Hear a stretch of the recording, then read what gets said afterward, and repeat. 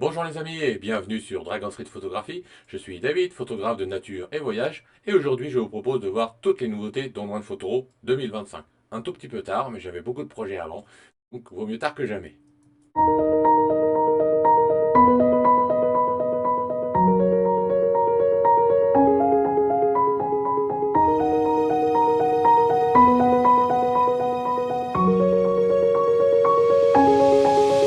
Avant de commencer, je vous invite à visiter mon blog de logiciels et formations sur lequel vous trouverez les formations sur Capture One 16.1 mise à jour et DxO Photolab 8 mise à jour aussi, et On One Photo dans les jours à venir va être aussi mise à jour pour cette version 2025. Encore quelques jours de préparation. Et mes derniers articles sur les logiciels en question. Je vous invite aussi à visiter mon blog sur nature et voyage, sur lequel vous découvrirez toutes les astuces de photographie sur le terrain, ainsi que mes galeries en ligne sur dragonstreetphotography.com. Sans plus attendre, passons aux nouveautés Don One Photo 2025. Le module Browse ici par les petites choses les plus simples. Et dans les choses les plus simples, par exemple, je vais créer un album. Donc ici, comme vous pouvez le voir, j'ai deux albums. Je vais créer un album démo vidéo, comme ceci. Et je vais le sélectionner en tant qu'album cible, ici. Donc bien évidemment, je peux le mettre dans mon cloud ou je peux aussi ajouter les images sélectionnées. Donc je fais OK. Ici, je vois donc que mon album est créé et j'ai un petit plus. Ce petit plus, ça veut dire que je peux utiliser mon raccourci pour ajouter mes images dans cet album cible. Donc par exemple, si je clique sur ces trois images-là, ou ces deux-là qui sont éditées par exemple, je clique sur B, et donc j'ai maintenant mes images, quatre images ajoutées dans mon album cible. Voilà. Si vous souhaitez changer le raccourci, vous pouvez tout simplement aller ici dans Édition, dans Keyboard Shortcut, donc raccourci clavier, et dans Browse, vous avez ajouté à l'album cible B. Donc vous pouvez tout à fait changer ici votre raccourci. Voilà, ça c'est un petit mémo.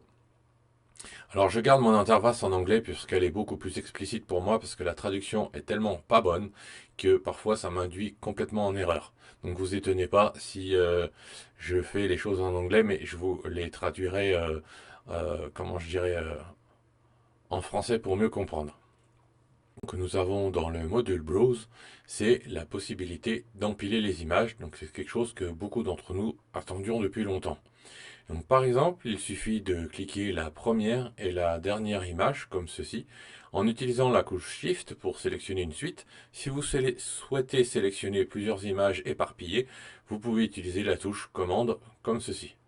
Voilà, mais en général, ce sont plutôt des suites que l'on cherche à prendre pour faire des timelapses, des HDR ou empiler toute une catégorie d'images.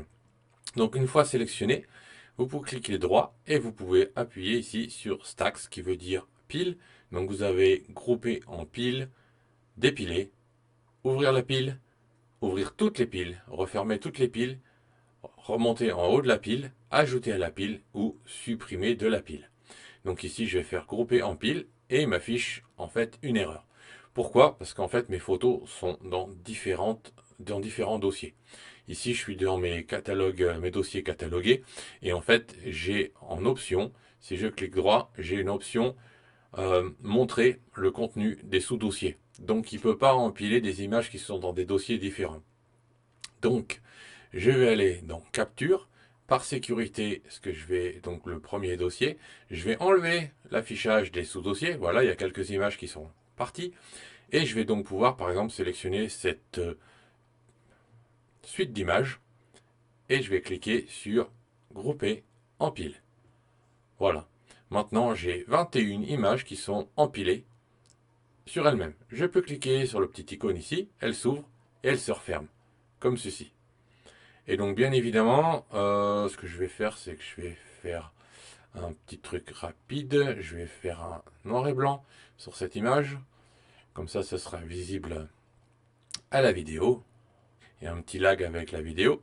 Et je peux cliquer droit en appuyant sur Set to Top, donc placé en haut de la pile.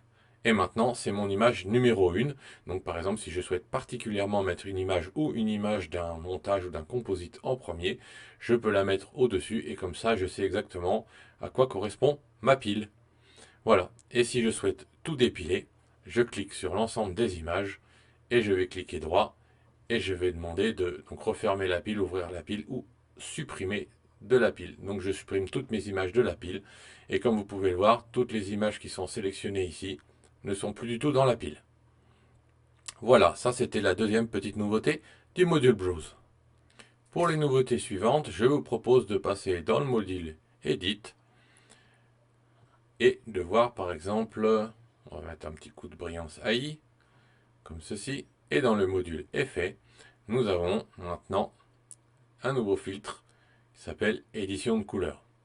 Et donc ce nouveau filtre, vous avez donc ici des presets, toujours pareil comme dans tous les filtres, où on va rendre la peau plus présente, le vert, on va faire avant, après, donc on voit un léger changement sur le vert, ou un petit peu plus sur l'orangé, comme on peut voir sur le bâtiment. Et si j'augmente donc finalement la saturation ou la luminance, voilà, on voit que ça change un petit peu le orangé sur mon bâtiment. Donc comment fonctionne ce filtre? Nous avons toujours l'opacité, nous avons toujours les options de masque, etc. Et nous avons ici donc les presets. On peut sélectionner directement avec la pipette sur par exemple le rouge, ici. Je peux cliquer sur les petites lunettes ici qui va m'afficher le masque. Donc en fait tout ce qui n'est pas rouge va être grisé puisque c'est seulement la couleur qui est sélectionnée qui va être utilisée. Donc on peut travailler sur les petites poignées ici. Donc on a quand même une certaine limitation, on ne peut pas faire le tour. Et donc en fait en ouvrant les poignées ou en refermant, on va modifier la sélection qui a été faite avec la petite pipette. Et je peux refermer comme ceci ou ouvrir la sélection. Et ensuite, il suffit de travailler la bordure, la transition ici, donc pour avoir des transitions douces ou dures, tout dépend ce que l'on cherche à faire. Donc ici, par exemple, comme on a des bâtiments assez nets, on n'a pas besoin d'avoir une bordure très dégradée. Et on peut modifier ensuite la teinte. Comme vous pouvez le voir, on passe d'un fuchsia à un orangé marron. Donc là, je vais la laisser neutre. On peut modifier la saturation, comme ceci. Donc je vais sortir du masque. Voilà, donc si je veux par exemple supprimer un petit peu le orangé ici, je peux refermer un petit peu, ça va se répercuter un petit peu plus sur sur mes colombages. Voilà, comme ceci. Et puis je peux modifier la lumière. Voilà, je peux créer de la saturation en baissant la lumière, ce qui me fait un petit peu moins violent au niveau de la couleur et qui permet de renforcer mes rouges. Si je fais avant, après, voilà, une petite différence, ça donne un peu plus de contraste, un petit peu plus de présence et une édition très précise par sélection de couleurs. Voilà pour le module d'édition de couleurs. Nous avons maintenant aussi un autre filtre d'effet qui va être Match Color. C'est un petit peu à la mode.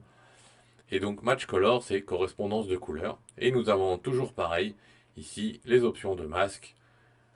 Même construction que tous les autres filtres. Les styles, les presets, l'opacité. Et ensuite, ici, nous avons une référence d'image. Alors, par exemple, moi, ici, j'avais utilisé une image que j'avais importée. Donc, load file, donc charger une image. Je peux très bien charger une image et puis je vais aller dans WIP, par exemple, dans les blocs, les exportations. Et c'est cette image-là que j'avais pris. Ici, je vais prendre l'image voilà, d'automne, par exemple. Voilà. Et dans mon image d'automne, voilà, il a récupéré donc le style de mon image et je peux faire avant-après. Donc il y a beaucoup plus réchauffé puisque c'est une image d'automne comme vous pouvez le voir sur lequel je peux réduire la couleur, augmenter la lumière, équilibrer le contraste et jouer sur la saturation. Parce qu'en fait, il va utiliser un petit peu à l'image des luttes. il va utiliser une reprise de la saturation, du contraste, de la luminosité et de la couleur pour copier mon image. Maintenant, si l'ensemble de mon image me plaît, mais c'est juste un peu fort, j'ai juste à baisser l'opacité, aussi simplement que ça. Voilà, ça c'est le nouveau filtre Match Color. Très simple, mais peut être très pratique pour éditer toute une suite d'images. Puisqu'évidemment, après, on peut l'appliquer à un ensemble d'images en édition par lot. Voilà, ça c'était la deuxième nouveauté de notre module Edit. La cinquième nouveauté, n'étant pas spécifiquement en module Edit, mais plutôt dans les masques, on va pouvoir, par exemple, si je prends Match Color ou Edit Couleur, oui, on pourrait faire dans Edit Couleur par exemple, puisque naturellement dans une image, on aura tendance à perdre en saturation avec la profondeur, par exemple, donc on va utiliser ceci. On va utiliser ce masque dans ce filtre, et en fait, nous avons maintenant ici une nouvelle petite option. Donc, ici, mon masque est totalement blanc, donc mon filtre s'applique à toute l'image. Ici, si je clique sur cette petite icône, je vais avoir un masque de profondeur. Donc si j'affiche avec le petit masque ici à quoi ressemble mon image, donc on remarque que mon masque au fond est complètement noir et plus je vais vers l'avant, plus mon masque est blanc. Ce qui veut dire que mes options de couleur ici vont être appliquées plus à l'avant et de moins en moins vers l'arrière. Comme ceci. Et comme vous pouvez le remarquer, alors je ne sais pas si ça se voit à la vidéo, mais j'ai une petite variation ici et quasiment plus derrière. Parce que j'avais mes rouges ici qui avaient bougé un petit peu tout à l'heure. Voilà, alors si je vais augmenter la saturation au maximum exprès pour les besoins de la vidéo, et qu'on fait avant-après, voilà, vous voyez que sur mon bâtiment ça change et que je n'ai plus de changement derrière. Donc je réaffiche mon masque. Alors bien évidemment, avec les options de masque, on peut tout à fait modifier son masque. C'est-à-dire qu'ici, on peut descendre la densité. Donc là, ici, je vais affecter un petit peu à mon arrière-plan. Si je reprends mon filtre de couleur, on va voir que voilà, maintenant j'ai une petite modification légère, moins importante, dans mes rouges. Parce que maintenant j'ai un gris moyen ici. Donc ça, c'est une possibilité de modification. Je peux aussi varier ici les tons moyens pour rendre plus ou moins blanc. Donc si je vais ici comme ceci, par exemple, tout ce qui est noir ne sera pas modifié. Par contre, le blanc, la zone qui est plus blanche, va être plus travaillée par mon filtre. Et ici, effectivement, je commence à avoir plus d'effet sur cette zone-là. Donc on peut modifier son masque comme on le souhaite. Et bien évidemment, on peut aussi l'inverser. Si je fais comme ceci, maintenant c'est l'arrière-plan qui va être d'autant plus touché. Je peux l'ajuster un petit peu pour donner un petit peu plus de contraste à mon masque. Et ça, cela veut dire que dans mon édition de couleur, je vais avoir plus l'arrière-plan que le premier plan qui va être touché. Et on peut bien évidemment modifier avec le pinceau à la main, comme toujours. Par exemple, si je fais comme ceci, eh bien on va voir que, voilà, si je vais faire ici la zone là, et que je vais reprendre un pinceau beaucoup plus gros, si j'efface sous cette zone là, voilà, eh bien mon premier bâtiment n'est plus du tout affecté. Voilà, donc on peut travailler ces masques comme on veut avec l'édition de couleur et donc en partant d'un masque de profondeur. Donc ça peut être extrêmement pratique par exemple à utiliser entre autres sur le floutage d'arrière-plan. On peut l'utiliser sur les couleurs, sur les tonalités, sur les contrastes, sur aussi le filtre glow par exemple. Donc je vais enlever celui-ci et par exemple si on affiche un filtre glow comme cela, on va mettre plus profond. Voilà, il est assez fort. Eh bien, on peut tout à fait mettre un masque de profondeur sur ce dernier. Voilà. Et en fait, on va avoir renforcé l'avant-plan et on a un dégradé de l'effet jusqu'au fond. Donc, comme vous pouvez le constater, il m'a fallu 2 secondes pour créer cet effet et j'ai fait exactement la même chose que tout à l'heure en renforçant un petit peu un effet de saturation et de lumière sur mon avant-plan et moins sur l'arrière-plan. Voilà. Et puis si je le mets un petit peu en opacité à 50%, On est dans quelque chose de beaucoup plus naturel et de beaucoup plus sympa avec plus de présence. Voilà, ça c'était les masques de profondeur, la cinquième nouveauté de cette version OnePhoto 2025. Passons maintenant à une autre nouveauté qui est aussi dans le module Edit, mais qui est principalement axée sur la génération par intelligence artificielle d'amélioration du contenu. Donc ici, on va plus être par exemple dans le cropping. Dans le cropping, par exemple, si on souhaite agrandir le canevas et puis que je veux recadrer mon image comme ceci, mais que je voudrais un petit peu plus de présence, par exemple là sur la droite, mais que je n'ai pas de matière, eh bien, je vais demander une augmentation, un élargissement du canevas en utilisant la génération par intelligence artificielle de matière. Alors, si vous utilisez la version locale ici sur mon ordinateur, ou vous pouvez utiliser aussi la version Stability, qui est une version par intelligence artificielle, mais ça, il faut avoir un abonnement particulier parce que ça va faire une ressource par le cloud, puisqu'il faut beaucoup plus de matière à calculer et d'entraînement pour l'IA. Et donc, une fois que j'ai agrandi, par exemple, mon cadre comme ceci, voilà, je vais valider sur le petit bouton bleu. Et donc, il va me dire qu'il va me rajouter une couche, donc un calque ici, puisqu'en fait, il va récupérer l'image, me la retravailler et me l'agrandir ici pour m'ajouter un étage. Donc, il me fait tout un travail et comme vous pouvez le constater, il m'a agrandi mon image en m'élargissant la bordure du canevas ici. Voilà. Donc, je trouve que ça fonctionne pas super bien. Alors ça, c'est assez typique comment je dirais, de la génération de contenu par l'image, par l'IA, parce qu'on a tendance à avoir un petit peu de flou. Et donc c'est plutôt très bien pour les arrière-plans, les profondeurs, etc. Mais pas terrible pour ce qui est hyper en focus, puisque la résolution est un peu moindre. Mais après, ça peut toujours tout à fait se travailler.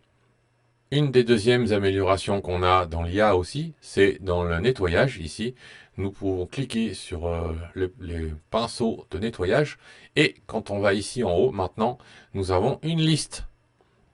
Et dans la liste, nous avons Generative Eraser. Donc si je sélectionne ce dernier et qu'on veut par exemple supprimer cette zone de rocher, il va me créer un contenu en me supprimant cette zone de l'image.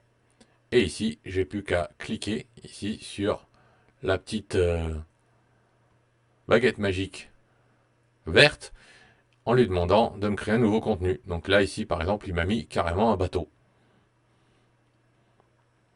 Et donc, quand vous cliquez sur le petit i, vous avez sur tout un tas de petites aides pour vous aider à mieux utiliser la génération de ce contenu. Un autre exemple dans le nettoyage génératif, par exemple, avec cette image pour supprimer cette grue plutôt envahissante, mais on n'a pas trop le choix quand c'est comme ça, eh bien, je vais prendre donc un pinceau un petit peu plus large, toujours avec mon effaceur par intelligence artificielle, et puis je vais sélectionner donc ma grue que je vais passer dans le masque, comme ceci. Voilà, alors maintenant je vais réduire un peu mon pinceau. Voilà, j'utilise la touche Shift pour faire des lignes droites plus rapidement. Et je vais utiliser la touche Option pour effacer un petit peu comme ceci, parce que je voudrais éviter de lui donner trop de choses à corriger, et je voudrais pas qu'il prenne mon château. Voilà. Donc j'ai à peu près une sélection correcte. Je vais cliquer maintenant sur la petite baguette magique, et on va voir ce qu'il va me faire. Oh bah c'est plutôt pas mal du tout. C'est même plutôt très bien. Donc c'est pas toujours aussi bien. Si jamais le résultat ne vous convient pas, donc un petit peu, on va faire avant-après. Je vais faire comme ceci. Voilà, avant-après. Donc il va même corriger assez correctement mes arbres. Donc ça peut être pratique, comme vous pouvez le voir, pour dépanner. Il m'a un peu cramé mon château, mais après on pourrait tout à fait travailler un petit peu sur le masque et puis faire apparaître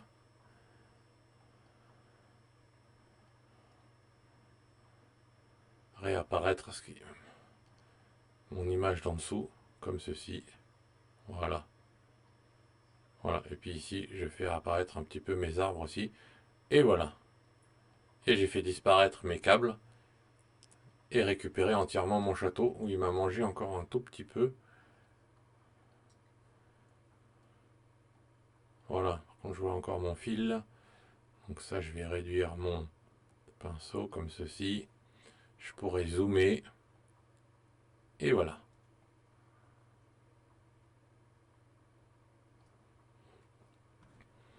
Voilà, avant, après. Donc c'est quand même pratique, c'est quand même assez rapide.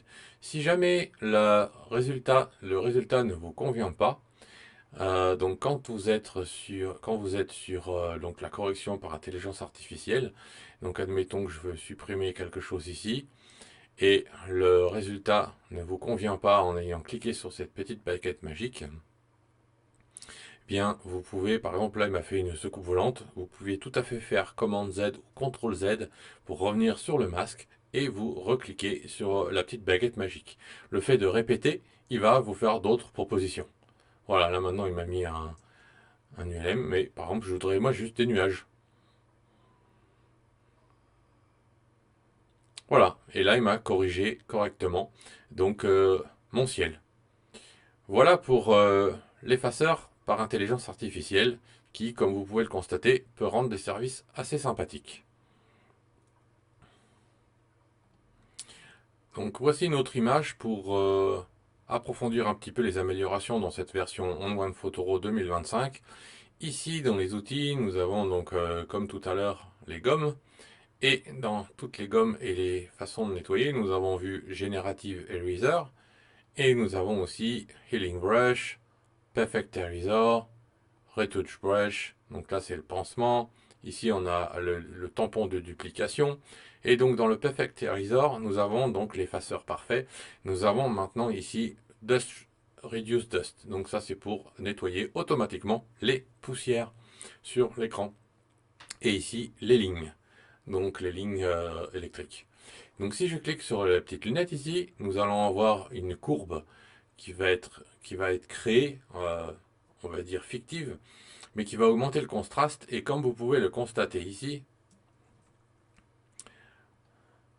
j'ai plein de petites poussières de capteurs qu'il devrait normalement me corriger. Donc je retourne dans mon nettoyeur parfait et je vais lui demander de réduire automatiquement ces poussières.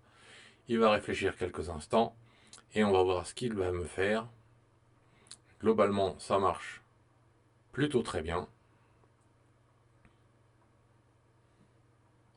Et dans l'historique, on regarde avant, après. Donc si je fais avec la petite loupe là ici, avant, après, il m'en a corrigé toute une partie, comme vous pouvez voir là. Voilà, avant, après. Donc il y a tout un tas de choses qu'il m'a corrigé un peu partout, comme celui-ci ici. Et il m'a corrigé pas mal de nuages. Et moi après, je peux fignoler un petit peu ce qu'il a loupé, comme ceci. Mais ça fait déjà gagner un certain temps. Et avec la petite option des petites lunettes là de masquage, donc c'est le même principe que ce qu'on avait dans le passé où en fait on utilisait une courbe, qu'on créait une polarisation dedans pour que on puisse créer un violent contraste pour faire ressortir toutes les petites taches. Voilà. Donc ça c'était la première chose et je vous propose de voir maintenant les lignes de puissance, donc les lignes électriques, l'effaceur automatique des lignes électriques. Pour cela nous allons changer d'image. Et donc pour la dernière amélioration, ici je nous ai trouvé un bateau avec des lignes électriques, bon plutôt des haubans, mais étant un photographe de nature et voyage, j'ai pas tellement de fils électriques dans mes photos, donc on va faire comme si c'était des fils électriques, et je vais toujours donc dans ma gomme parfaite, magique, je vais appuyer sur Reduce Powerline, donc traiter les fils électriques, les lignes électriques, et logiquement il devrait me les détecter même si elles ne sont pas tellement horizontales. Et voilà. Le résultat est plutôt assez correct quand même. Et donc il me reste plus qu'à fignoler un petit peu, donc manuellement. Mais j'y passe déjà beaucoup moins de temps à la correction. Donc c'est un gain de temps non négligeable. Voilà, et comme vous pouvez le voir, il fait pas un mauvais travail. Et comme pour une épave, il pourrait très bien être sans auban. Voilà pour l'amélioration de ce pinceau parfait. Voilà les amis, nous avons fini le tour de ces nouveautés dans Loin de Photo 2025. Pas mal de petites choses très intéressantes. N'hésitez pas à laisser en commentaire ou sur mon site internet, sur l'article dédié, ce que vous en pensez de ces nouveautés et de ce que vous aimeriez voir dans les prochaines vidéos. A très bientôt sur Dragon 7 Photographie. Bye bye YouTube.